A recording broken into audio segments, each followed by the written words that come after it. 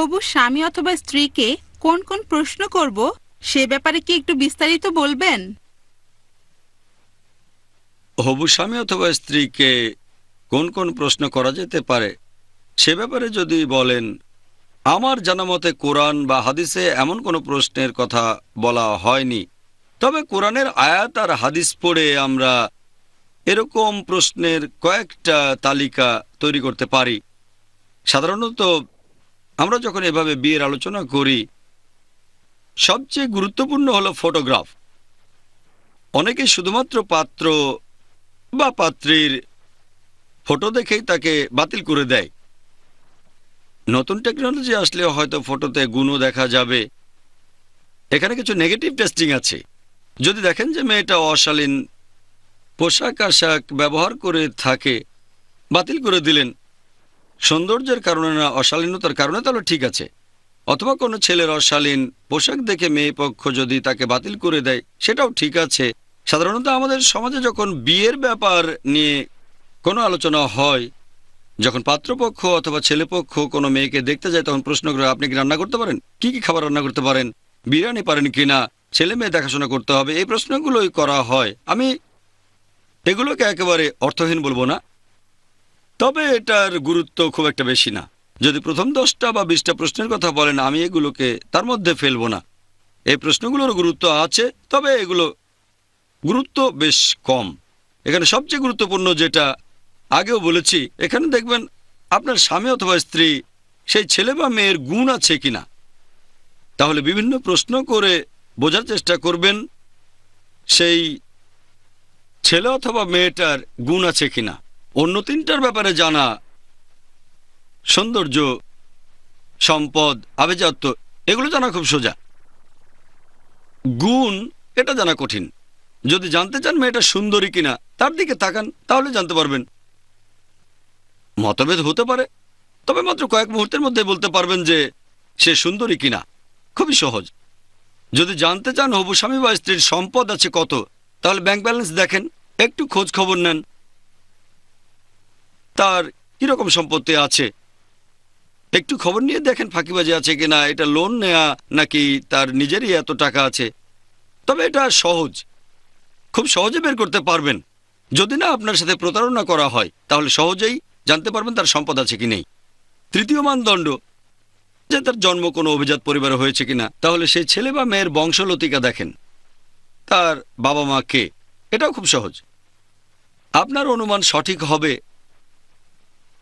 সেই সম্ভাবনায় বেশি, ভুলের সম্ভাবনা কম। সৌন্দর্য দেখলেই আপনি বুঝতে পারবেন, সম্পদ খোঁজ নিলেই জানবেন, আভিজাত্য এই ব্যাপারেও খোঁজ নিলে জানতে পারবেন। এরপর আপনি যাচাই করতে পারবেন।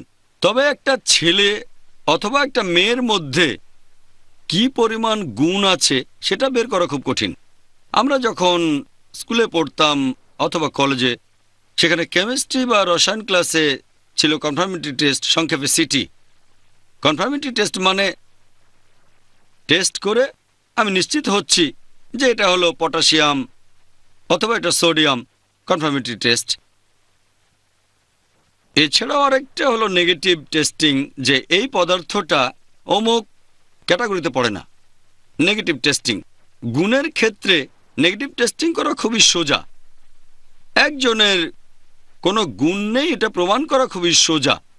যেমন ধরেন, একটা ছেলে পাত্রী দেখতে গেল, মেয়েটা পড়ছে স্কার্ট আর মিনি, সহজেই বলতে পারবে মেয়েটা ভদ্র না, খুব সোজা। তবে মেয়েটা যদি পরে হিজাব, আপনি নিশ্চিত বলতে পারবেন না যে মেয়েটা ভদ্র। তাহলে গুণের ক্ষেত্রে নেগেটিভ টেস্টিং খুবই সোজা। জানতে পারলেন যে পাত্র মদ খায়, সে জুয়া খেলে, তাহলে নিশ্চিত সে গুণবান না, সহজ। তবে ধরেন মদ খায় না, আপনি নিশ্চিত বলতে পারবেন না যে সে গুণবান। তাহলে নেগেটিভ টেস্টিং, যদি এই ধরনের কোনো লক্ষণ আপনি দেখতে পান হবু পাত্র অথবা পাত্রীর ভেতরে, যদি আপনি তার নেগেটিভ দিকটা জানতে পারেন, আপনি খুব সহজেই বলে দিতে পারেন যে তার কোনো গুণ নেই, যদি সে ব্যাপারে আপনি জানতে পারেন। তবে আপনি মাত্র একটা গুণের ঘাটতি দেখে হবু পাত্র বা পাত্রীকে একেবারে বাতিল করে দিতে পারেন না। হতে পারে সেই অংশটা গুণের খুব সামান্য একটা পার্ট, তবে যদি তার অন্য রকম কোনো আরও গুণ থাকে, তাহলে আপনি সেই পাত্র বা পাত্রীর কথা ভাবতে পারেন, চিন্তা করতে পারেন। এখন প্রশ্নের তালিকার ব্যাপারে যদি বলতে হয়, প্রথমে সৌন্দর্য, সেটা তো আপনি তাকে দেখলেই বুঝতে পারবেন। পবিত্র কোরআনে সূরা নূর 24 নম্বর অধ্যায় 30 নম্বর আয়াতে আছে পুরুষদের হিজাবের কথা। মুমিন পুরুষদের বলো, দৃষ্টি সংযত করো, লজ্জাস্থানে হেফাজত করো। নারীদের হিজাব সূরা নূর 24 অধ্যায় 31 নম্বর আয়াত। আর মুমিন নারীদের বলো তারা যেন দৃষ্টি সংযত করে লজ্জাস্থানে হেফাজত করে। জীবন সঙ্গী নির্বাচনে এই নিয়মে কিছুটা ছাড় আছে। আপনি আপনার হবু জীবনসঙ্গীর দিকে ভালো করে তাকাতে পারবেন, তাহলে প্রথম মানদণ্ডটা বেশ সহজ। এরপর আছে সম্পদ, আভিজাত্য। সম্পদের ব্যাপারটাও সহজেই জানা যায়, সম্পদের পরিমাণ জানা যায়। সবচেয়ে কঠিন হলো গুণ। আপনি বিভিন্ন প্রশ্ন করতে পারেন, আর হবু স্বামী বা হবু স্ত্রীর উত্তরের উপর নির্ভর করে আপনি পরের প্রশ্নটা করবেন। যেমন ধরেন, একটা মেয়ে কোনো একটা ছেলের ইন্টারভিউ নেবে। সাধারণত আমাদের কালচারে, সমাজের নিয়ম অনুযায়ী ছেলেপক্ষ হবুপাত্রীকে যে কোনো প্রশ্ন করতে পারে, যে কোনো প্রশ্ন করতে পারে, কোনো সমস্যা নেই। তবে মেয়ে যদি প্রশ্ন করে তাহলে লোকজন ভাববে, আরে এ তো ভালো মেয়ে না, আমাকে প্রশ্ন করছে, এই মেয়ে তো খুব বেশি কথা বলে, হ্যাঁ তো অভদ্র, তাই না? একটা ছেলের যেমন জানার অধিকার আছে, তেমনি একটা মেয়েরও আছে, তবে ইসলামিক নিয়ম মেনে চলতে হবে। আর খেয়াল রাখবেন কেউ যেন অপমান বোধ না করে। ছেলেকেই আগে প্রশ্ন করতে দেন। তাই ছেলেপক্ষকে আগে বলেন, হ্যাঁ কি কি জানতে চান, সবকিছু যেন ভালোভাবে হয়। কেউ যেন না বলে, আরে এ তো এক্সট্রা মডার্ন। মডার্ন হওয়া ভালো, মাশাআল্লাহ, ইসলাম একটা মডার্ন ধর্ম। তবে আমাদের সমাজে এরকম কালচার আছে, তাই ছেলেপক্ষকে আগে কথা বলার সুযোগ দিলে ভালোই হয়। অন্যদিকে ছেলেও এভাবে বলতে পারে যে, আচ্ছা মেয়ে পক্ষ আগে প্রশ্ন করুক, কোনো সমস্যা নেই। তবে ছেলেরা সাধারণত আগে বলে, তাই এরকম করাটাই ভালো। তাহলে সব স্বাভাবিকভাবে চলবে। আর বেশিরভাগ প্রশ্নই, সব না হলেও বেশিরভাগই একরকম হতে পারে।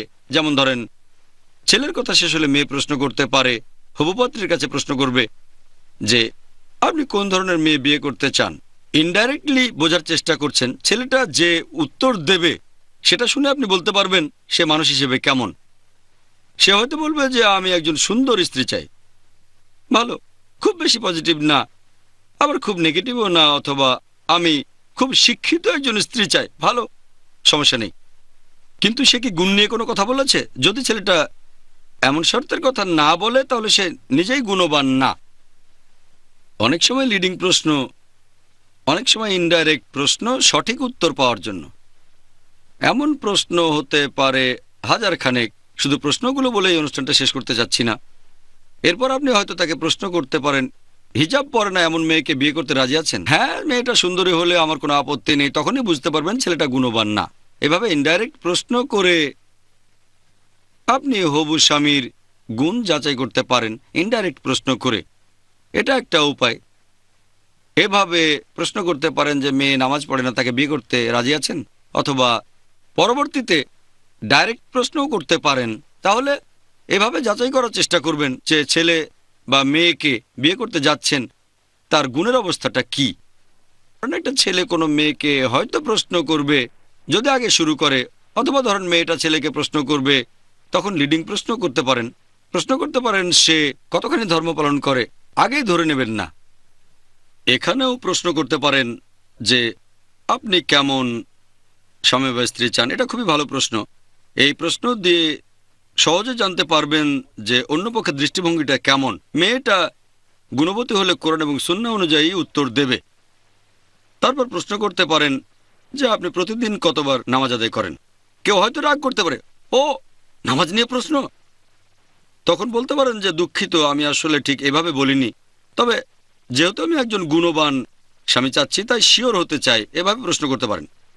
কেউ বলবে 5 ওয়াক্ত, কেউ হয়তো বলবে 4 ওয়াক্ত রেগুলার পড়ি, আর মাঝে মধ্যেই ফজরের নামাজটা মিস হয়ে যায়। এভাবে প্রশ্ন করার সময় আপনি নিজেই বুঝতে পারবেন যে উত্তর দিচ্ছে সে কি বানিয়ে বলছে নাকি সত্যি কথাগুলোই বলছে। ধরেন এমন একটা অবস্থা যেখানে ছেলেটা উত্তর দিচ্ছে, সে তখন ভাবতে পারে মেয়েটা খুব সুন্দরী আর সে চাচ্ছে একজন গুণবান স্বামী। সেই ছেলেও তখন অভিনয় করতে পারে, হ্যাঁ পুরো 5 ওয়াক্তে নামাজ পড়ি, কাজাও হয় না। তখন তাকে প্রশ্ন করবেন ফজরের নামাজের ওয়াক্ত কখন। জোহরের ওয়াক্ত না, কারণ জোহরের ওয়াক্ত সবসময় একই থাকে। জোহরের ওয়াক্ত শুরু হয় যখন সূর্য মাথার উপরে থাকে। তাই জিজ্ঞেস করবেন ফজরের ওয়াক্ত কখন। ফজরের ওয়াক্ত কখন যেন আচ্ছা, হতে পারে এটা জানে না, তাই আরেকটা সুযোগ দেন। মাগরিবের নামাজের ওয়াক্ত কখন? আর প্রশ্ন করার সময় খুব বেশি অহংবোধ দেখাবেন না, বিনয়ের সাথে বলেন, নরম করে বলেন। আর যার ইন্টারভিউ নিচ্ছেন তার টাইপের উপর ভিত্তি করে আপনার প্রশ্ন বদলে যেতে পারে। অনেকে খুব বেশি সেন্সিটিভ। আমি কয় ওয়াক্ত নামাজ পড়ি সেটা আপনাকে বলতে হবে? এটা প্রথম প্রশ্ন হবে না, অন্যান্য প্রশ্নের মাঝেই প্রশ্নটা করবেন। প্রথমে প্রশ্ন করতে পারেন আপনার লেখাপড়াটা কত দূর। এই ধরনের প্রশ্নে লোকজন মাইন্ড করে না, এটা সাধারণ প্রশ্ন। যদি প্রথমেই নামাজের কথা বলেন তাহলে সমস্যা হতে পারে, যদি সে লোক গুণবান না হয়, অথবা গুণবান হলেও সে ভাবতে পারে তার তাকওয়া নিয়ে সন্দেহ করছেন, হয়তো সে খোলা মনের না। আপনি জিজ্ঞেস করতে পারেন সে কোথায় লেখাপড়া করেছেন, এখানে যাচাই করতে পারেন তার ইংরেজি কতটা ভালো, বাংলায় কেমন কথা বলে। এই জিনিসগুলো ঠিক গুণের পর্যায়ে পড়ে না, এগুলো মানানসই। একজন মানানসই জীবনসঙ্গী পাওয়া এটা খুব গুরুত্বপূর্ণ। যদি অপশন থাকে যে একজন লোক গুণবান কিন্তু ইংরেজি জানে না, আরেকজন লোক গুণবান এবং ইংরেজি জানে, আপনি যে ভাষায় কথা বলতে স্বাচ্ছন্দ্য বোধ করেন এভাবে আপনি নিজে যাচাই করে দেখতে পারেন। এভাবে সাধারণ কিছু প্রশ্ন করতে পারেন। লেখাপড়া কত দূর, শিক্ষাটা বেশ গুরুত্বপূর্ণ। কত দূর পড়েছেন, কোত্থেকে পাশ করেছেন, কোন কলেজে পড়েছেন, তারপর কোন সাবজেক্টে পড়েছেন। এভাবে প্রশ্ন করে পরিস্থিতি সহজ করে ফেলবেন। প্রথমেই পরিস্থিতি সহজ করার পরে তার উত্তরগুলো যাচাই করে দেখবেন তার ইংরেজি কতটা ভালো, তারপর তার লেখাপড়ার মান কেমন, এটাও গুরুত্বপূর্ণ। নবীজির বলা 4টা মানদণ্ডের মধ্যে শিক্ষাটা নেই, তবে মানানসই জীবনসঙ্গী চাইলে এমন না যে অশিক্ষিত মানুষ বিয়ে করবেন না। তবে যদি আপনি শিক্ষিত হন আর মানানসই জীবনসঙ্গী চান, এটার অনুমতি আছে। তাহলে এভাবে যাচাই করবেন তার লেখাপড়ার মান, ভাষার দক্ষতা, তার কালচার, এগুলো গুরুত্বপূর্ণ। তবে মূল লক্ষ্য হচ্ছে গুণ। লিডিং প্রশ্ন করতে পারেন নামাজ সম্পর্কে জানার পরে, আপনি কি রমজান মাসে রোজা রাখেন? এটা লিডিং প্রশ্ন। আপনি কি পুরো মাসই রোজা রাখেন নাকি বছরের অন্যান্য মাসগুলোতেও রোজা রাখেন? যদি বলেন রোজা রাখেন, এসব কি বলছেন? তাই বলবেন আপনি কি শুধু রমজান মাসেই রোজা রাখেন নাকি অন্যান্য সময়েও রোজা রাখেন। এভাবে বললে হয়তো মাইন্ড করবে না। এখানে যদি সে বলে শুধু রমজান মাসে রোজা রাখি, সেটা যথেষ্ট। এমন না যে শাওয়ালের রোজা রাখতেই হবে, রাখলে ভালো, আলহামদুলিল্লাহ। এভাবে ইসলামের স্তম্ভগুলো যাচাই করে দেখবেন, আর নামাজ পড়ে কিনা, তারপর রোজা রাখে কিনা। জাকাতের ব্যাপারে প্রশ্ন করতে পারেন, আপনি কি হজ করেছেন? এই প্রশ্নে কেউ মাইন্ড করবে না। এভাবে জেনে নিতে পারেন। আর সবচেয়ে গুরুত্বপূর্ণ আকীদা, ইসলাম ধর্মের বিশ্বাস জিজ্ঞেস করবেন। আপনি কোন মাযহাবের কথা মেনে চলেন? আপনার মতে ইসলামের সবচেয়ে গুরুত্বপূর্ণ বই কোনটা? এভাবে যাচাই করবেন যাকে বিয়ে করতে যাচ্ছেন ইসলাম সম্পর্কে তার কতখানি জ্ঞান আছে, কোরআন এবং সুন্নাহ। তারপর কিছু লিডিং প্রশ্ন করে যাচাই করতে পারেন সে কোনো রকম বিদার কাজে জড়িত আছে কি না। হয়তো রোজা রাখে, হয়তো নামাজ পড়ে, সে হজও করে এসেছে, হয়তো নিয়মিত যাকাত দেয়। এখানে রিডিং প্রশ্ন করে জেনে নেন যে সে ধর্মে নতুন আবিষ্কারের সাথে জড়িত কিনা। কারণ এসবের সাথে জড়িত থাকলে ইসলামের প্রথম স্তম্ভ তাওহীদ খুবই গুরুত্বপূর্ণ। সে কোনো শিরকের সাথে জড়িত থাকতে পারবে না, কারণ শিরক হচ্ছে ইসলামের সবচেয়ে বড় গুনাহ। পবিত্র কোরআনে আছে সূরা নিসা 4 নম্বর অধ্যায়ের 48 নম্বর আয়াতে, সূরা নিসা 4 নম্বর অধ্যায়ের 116 নম্বর আয়াতে, যে আল্লাহ চাইলে যে কোনো গুনাহ ক্ষমা করতে পারেন, কিন্তু তার সাথে শরীক ক্ষমা করবেন না। যে আল্লাহর শরীক করে সে ভীষণভাবে পথভ্রষ্ট হয়। হ্যাঁ, কোনো মুসলিম জনসমক্ষে শিরক করবে না, তবে অন্য রকমের শিরকও আছে, হয়তো নিচু স্তরের একটু। এভাবে আকীদার উপরে লিডিং প্রশ্ন করতে পারেন তার চিন্তাভাবনা সম্পর্কে, দেখবেন আপনার সাথে ম্যাচ করে কিনা, আর সেটা কোরআন হাদিসের সাথেও ম্যাচ করে কিনা। প্রধান লিডিং প্রশ্নগুলো হবে গুণ নিয়ে, আর উত্তরগুলো শুনে যাচাই করে দেখবেন সে যে ইসলাম মেনে চলে সেটা কি শুধু রীতিনীতি, কালচার, কোরআন এবং হাদিস মেনে। এভাবে যে উত্তরগুলো দেবে হবু স্বামী বা স্ত্রী যারা বিয়ে করতে যাচ্ছে, তাদের উত্তর হবে কোরআন হাদিসের উপর ভিত্তি করে। আপনাকে আরও দেখতে হবে সে কোনো বড় গুনার সাথে জড়িত আছে কি না। অন্তত এটা খুঁজে বের করেন। সবগুলো না পারলেও কমন যে গুনাহগুলো আছে সেগুলো জিজ্ঞেস করবেন। নামাজ, যাকাত, এরকম বিভিন্ন প্রসঙ্গ। খুন করেছে কিনা জিজ্ঞেস করবেন না, এটা দ্বিতীয় বড় গুনাহ। জাকির ভাই বলেছে এই যে প্রশ্নের লিস্ট, শিরক, তারপরে খুন, কাউকে খুন করেছেন? এখানে আপনাকে ধরে নিতে হবে যে সে কোনো খুন করেনি।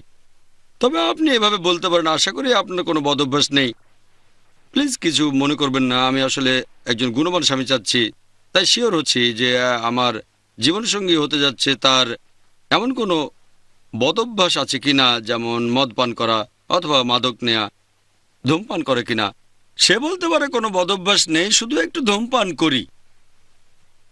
এটা নেগেটিভ, তবে কিছু ব্যাপারে ছাড় দেওয়া যায় যদি অন্যগুলো ভালো হয়। এমন না যে একটা উত্তর না হলে একেবারে বাদ। সে বলতে পারে আমি 4 ওয়াক্ত নামাজ পড়ি, ফজরটা মাঝে মধ্যে মিস হয়ে যায়, তার মানে এই না যে তাকে বাদ দিয়ে দেবেন আপনি। অথবা বলল শুধু আমি জুম্মার নামাজটা পড়ি, তাহলে একটু সমস্যা আছে। আপনি চিন্তা করেন। এভাবে উত্তর শুনে আপনি তাকে বিভিন্ন রকম প্রশ্ন করতে পারেন। বিভিন্ন উত্তর শুনে আপনি তাকে জিজ্ঞেস করতে পারেন যে আপনার মতে ইসলাম ধর্মের বাণী প্রচার করার গুরুত্ব কতখানি, যাচাই করেন সে মুসলিম হিসেবে গর্ববোধ করে কিনা। আর দেখলেই বুঝবেন তার মুখে দাঁড়িয়ে আছে কিনা। যদি মেয়ে তার হবু স্বামীকে দেখে, কোনো ছেলে যদি তার হবু স্ত্রীকে দেখে, সে দেখতে পাবে মেয়েটা হিজাব পরে কিনা। তবে আপনাকে সাবধান হতে হবে। হয়তো একটা মেয়ে পুরো হিজাব মেনে চলে, কিন্তু যখন তাকে দেখতে গেলেন তখন সে পুরোপুরি হিজাব পরেনি, হয়তো আপনাকে মুগ্ধ করার জন্য। আপনার সামনে সে চলে আসতে পারে হিজাব না পরে, সে যেটা পালন করে থাকে। হয়তো তার মাথায় ওড়না আছে কিন্তু চুল দেখা যাচ্ছে। আপনি তাকে জিজ্ঞেস করতে পারেন আপনি কি সবসময় এমন পোশাকে বাইরে বের হন, কারণ সে হয়তো আরো কঠোরভাবে হিজাব পালন করে। তাই সাবধান থাকবেন যখন ছেলে কোনো মেয়েকে দেখবে। একটা মেয়ে দেখলেই বুঝবে যে ছেলের মুখে দাঁড়িয়ে আছে কিনা। এটা হয়তো সবচেয়ে গুরুত্বপূর্ণ না, তবে গুরুত্বপূর্ণ। তার মাথা ঢাকা আছে কিনা। মাথা ঢেকে রাখা সুন্নত, এমন না যে মাথায় টুপি না থাকলে তাকে বাতিল করে দেবেন, তবে ঢেকে রাখলে ভালো। ঢেকে রাখা মানে যে ইসলামিক, ঠিক তা নয়।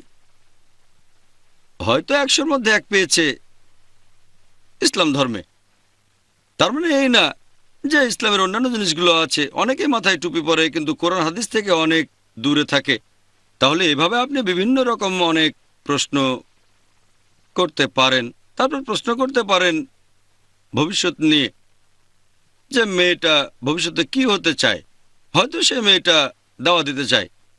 তাহলে আপনার স্ত্রীকে বকাঝকা করবেন না, কারণ এখানে ইন্টারভিউ নিচ্ছেন।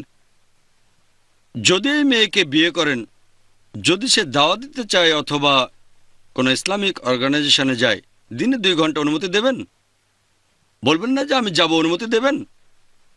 কারণ আপনাদের এখনো বিয়ে হয়নি। যে মেয়েটাকে বিয়ে করবেন সে যদি দাওয়ার জন্য দিনে 2 ঘন্টা বাইরে থেকে অনুমতি দেবেন? যদি ফাইনাল স্টেজ পার হয়ে যায়, কথাবার্তা ঠিক হয়েছে, এনগেজমেন্ট হয়েছে, তখন আপনি বলতে পারেন বিয়ের পরে দিনে 2 ঘন্টা দাওয়া দিলে আপনি অনুমতি দেবেন। বলতে পারেন এটা পরের স্টেজে। তাহলে দেখতে হবে এটা প্রথম, দ্বিতীয় না তৃতীয় মিটিং। এভাবে প্রশ্ন করে যেতে পারেন আপনি। এখানে আরও আপনি অনেক প্রশ্ন করতে পারেন, যেমন আপনি কি করতে চান। তারপর কিছু জিনিস আছে যেগুলো ফরজ, এ ব্যাপারে প্রশ্ন করবেন সরাসরি, যে আপনি কি চান আপনার স্ত্রী হিজাব পরবে? হয়তো বলবে আমি মাইন্ড করব না। ধরেন স্ত্রী বললো হিজাব পরবে না, আপনি মেনে নেবেন? হয়তো বলবে কোনো ব্যাপার না, আপনিও বুঝলেন যে সে কোন মতাদর্শের ইসলাম ধর্মে বিশ্বাস করে। এই প্রশ্নগুলো করতে পারেন। আর প্রশ্নের লিস্ট চাইলে অনেক লম্বা করা যেতে পারে সেটা, তবে আপনাকে আগে জানতে হবে আপনার পছন্দ কি। যদি জানেন আপনি দায়ী আর দায়ী চাচ্ছেন একজন, এমন হলে জিজ্ঞেস করতে পারেন যে আপনার পেশা কি, আপনি আল্লাহ তাআলার বাণী প্রচার করার জন্য কতটা সময় ব্যয় করেন, অথবা সে একজন গড়পড়তা সাধারণ মুসলিম কি না, দিনে 5 ওয়াক্ত নামাজ পড়ে, রমজান মাসে রোজা রাখে, হয়তো হজ পালন করেছে, ধূমপান করে না, মদ পান করে না। ভালো। তবে আর অন্য কিছু কি আছে? সে কি দাওয়ার সাথে জড়িত? সে কি ইসলামের বাণী প্রচার করে? সে কি মুসলিম হিসেবে গর্বিত, নাকি সে মুসলিম হিসেবে লজ্জিত, সে লজ্জা পাচ্ছে? তার বন্ধু বান্ধবরা কিরকম? এই প্রশ্নের লিস্ট কখনো শেষ হবে না। আর এভাবে বিভিন্ন প্রশ্ন করে বের করার চেষ্টা করবেন। এরকম ইন্টারভিউ কয়েক ঘন্টা ধরে হতে পারে, হতে পারে একবার, অথবা হতে পারে কয়েকবার। এমন কোনো নিয়ম নেই যে একটাই মিটিং হবে আর সেই মিটিংয়ের সময়টা কতক্ষণ। এখানে যতটা কথা বলতে পারেন, তবে প্রস্তুতি নিয়ে যান। প্রশ্নগুলো লিখে নেন, ভুলে যেতে পারেন, হয়তো আপনার মাথায় থাকবে না। তাই লিখে ফেলেন, একটা লিস্ট বানান, তারপর প্রশ্ন করেন, তার বদভ্যাস সম্পর্কে জানতে চাইবেন, কি কাজ করতে চান, আর আপনার স্ত্রী রোজগার করবে এটা আপনি মেনে নিতে পারবেন কিনা, তার মনোভাব জানার জন্য। এইরকম প্রশ্নগুলো। আর কথা বলার সময় খেয়াল রাখতে হবে, তখন আপনি কথা বলবেন একজন গুণবতী মেয়ের মতো। বলবেন আমি বাসাবাড়ির গুরুত্বপূর্ণ কাজগুলো করার পরে, এমন না যে দাওয়া দেবো মানে দিনে 10 ঘন্টা দাওয়া দেবো আর বাসায় এসে শুধু আরাম করব। বাসার কাজগুলো করতে হবে, সেটাও গুরুত্বপূর্ণ। এখানে আমি সংক্ষেপে বললাম, লিস্টটা আরও বড় হতে পারে, এর কোনো শেষ নেই। অনুষ্ঠান এখানেই শেষ করছি, আর আল্লাহর কাছে দোয়া করছি তিনি যেন পথনির্দেশ দেন, যাতে করে কোরআন এবং সুন্নাহর কাছাকাছি আমরা থাকতে পারি। ওয়া আখির দাওয়ানা আলহামদুলিল্লাহি রাব্বিল আলামিন।